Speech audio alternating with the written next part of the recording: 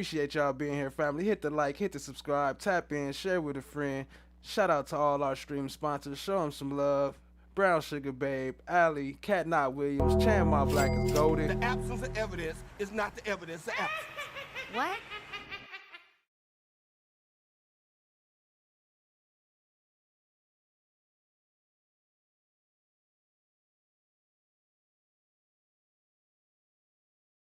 Cold case that will be prosecuted. Here to announce the arrest of Angel Thompson. This is another cold case that will be prosecuted by this office. I want to allow most of my time to let you all ask questions. So much of what I'll do is just introduce people. First, I think that we should start with Mr. Clay Bryant. Clay Bryant is here. He is with the Troup County Sheriff's Department. It is because of his diligence and just really unwillingness to give up the fight for justice that brings us here today. But everybody needs a partner in life, and it seems as though he found one in Sandy Springs Police Department Detective John Nanoff, who has done an amazing job putting this together. And if you have been here with us for other cold cases, you know that Cheryl McCullum of the Hateville Police Department has been an integral part of this case. This case involves what are just horrific facts. We know that we had a young lady move down here like young people do to start her life, Miss Nicole Austin, and that's a name that I want you to remember because that is the important name. She was 24 years old at the time of her death. When they found her body, it was cut. They found 13 pieces of her body, but they were not able to identify her. And the reason that they were not able to identify her is because until this day, we still have not been able to find her hands, her feet, or her head. And so there was no way to identify her. It is modern science, and really the Sheriff's Department, who decided many, many years ago to load up the DNA from this case into the system. Luckily for us, Miss Austin's sister tried to do Ancestry, and that was the first time that we were able to identify this young lady. Once we identified her, we were able to find really a wonderful story and a trail of love. I have here today with me Miss Sylvia Austin. This is Miss Nicole Austin's mother. What you will find out that her and this detective have a lot in common, that once her daughter went missing, she returned to Georgia no less than half a dozen times to try to locate her and was helped by the Palmetto Police Department and other police departments, but was never able to locate her daughter. And unfortunately, now we know why. Her daughter just a was hot no mess. longer with us. Flush of the with Gods, God good at to that see time. you. Good I do want to you all, see like you. I said, to have time to ask very specific questions.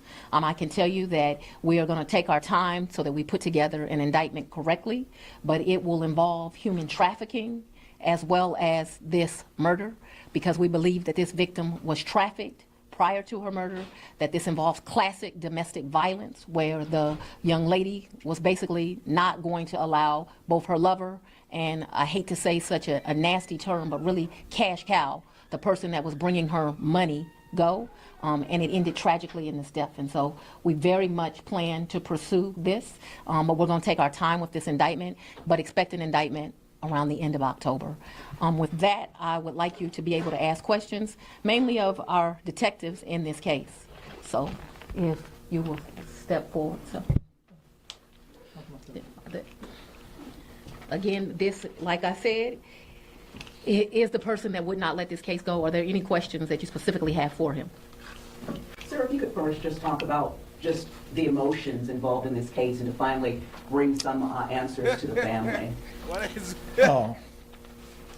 I'm a parent as well, and the just the feelings of frustration and abandonment that that Ms. Austin must have felt when she couldn't get back in touch with her child, knowing something's wrong, and it's just I couldn't imagine it. I've dealt with a few of these situations before, and these families just go through so much, and everybody talks about closure, and there ain't no such thing as closure. You got birthdays and Christmas and Thanksgiving and family things, but they deserve the finale. They deserve the truth, and we were just lucky enough to be able to find some facts that led us to the truth of what happened to Nicole.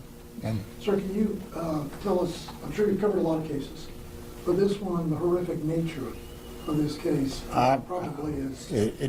It's beyond the pale of what it took to do this. It took a true sociopath to do He said, I know this is important, but look at that watch. Look at the watch. what happened here.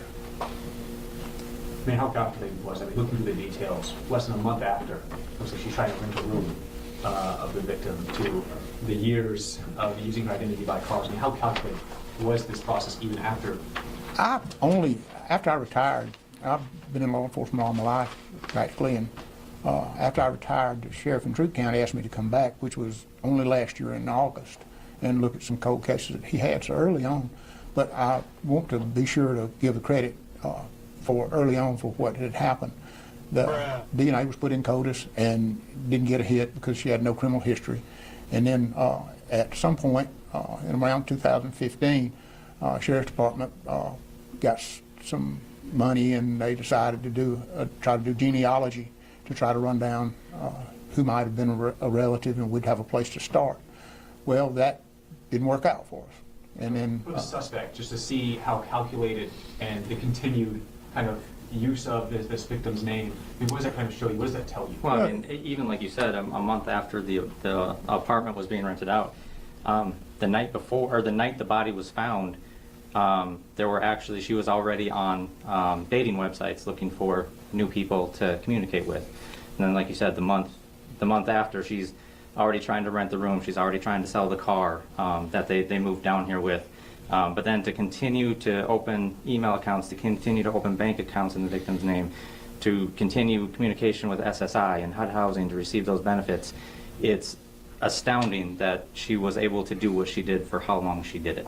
I've never seen something so calculated and so meticulous before, but she did it very well, and I believe did it alone, which is why it took so long to get where we are today.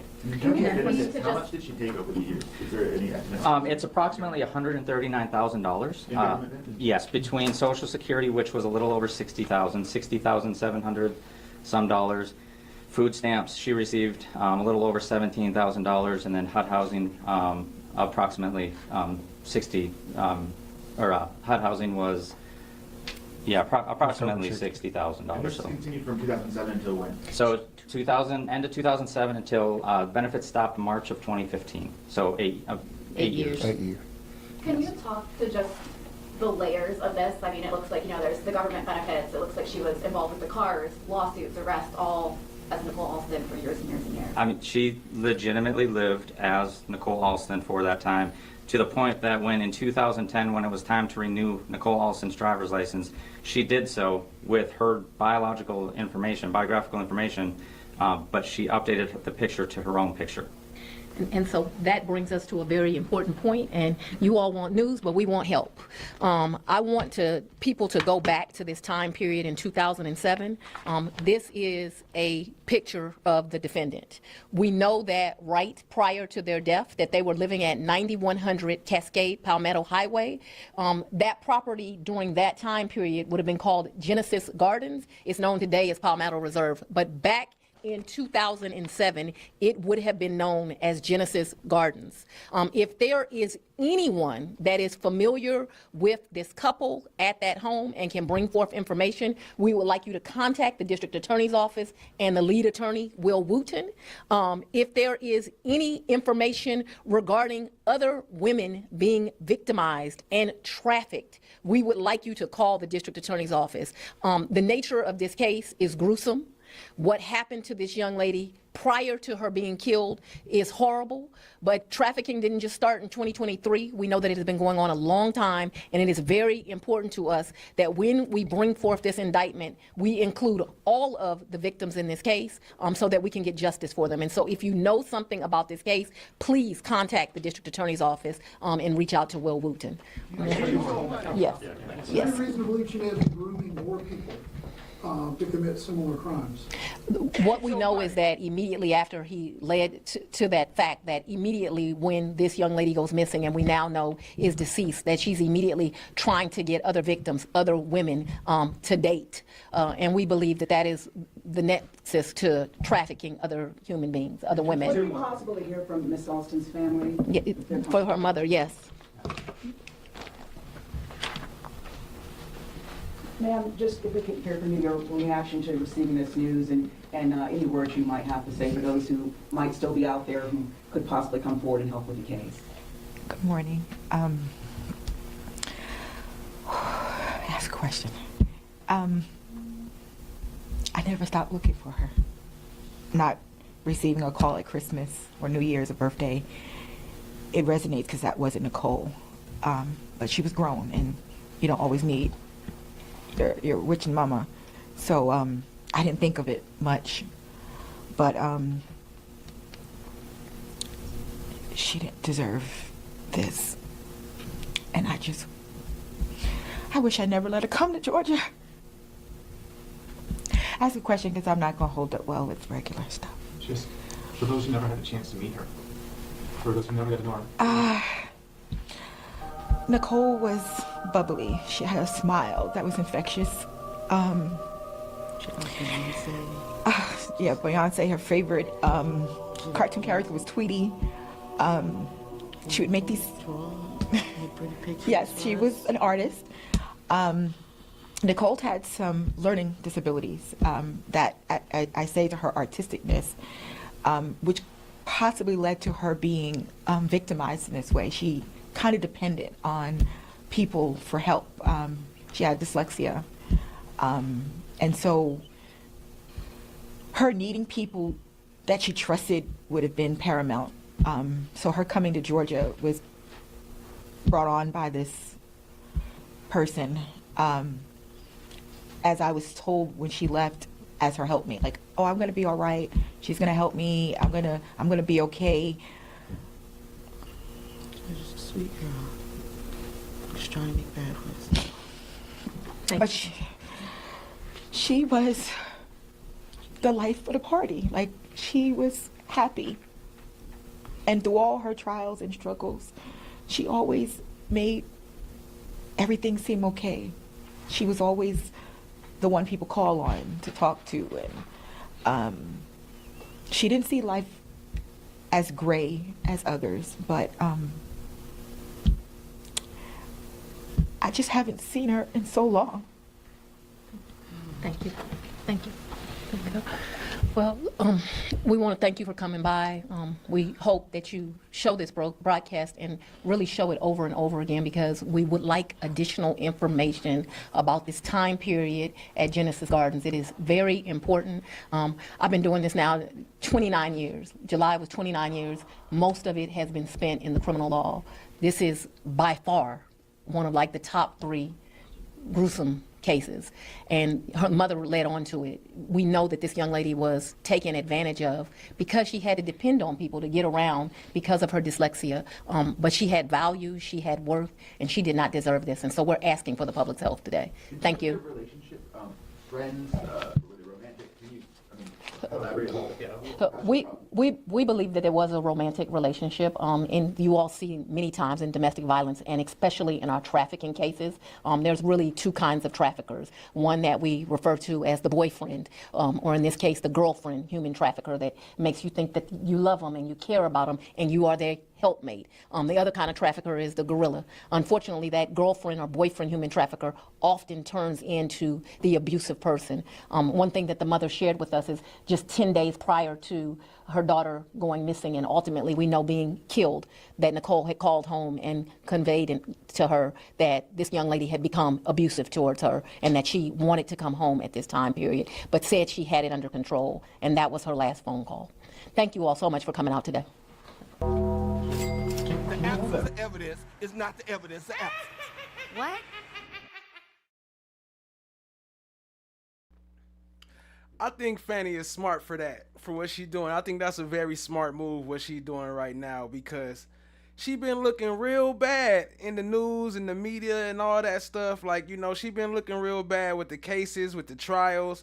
So it's smart for her to do something that nobody gonna be able to argue against. Like, you know what I mean? That's people gonna be sympathetic about the situation and about what's happening. So she best off to be advertising that type of stuff instead of talking about gangs and all that YSL stuff, because she was looking real bad over there. So I think that's a smart move to try to get her back in good graces. But she's still full up. Yeah, that one. Shout out to our stream sponsors of the day, Allie, Cat Knot Williams, Brown Sugar Babe, and Chan My Black is Golden. Y'all show them some more love. And other than that, I appreciate y'all.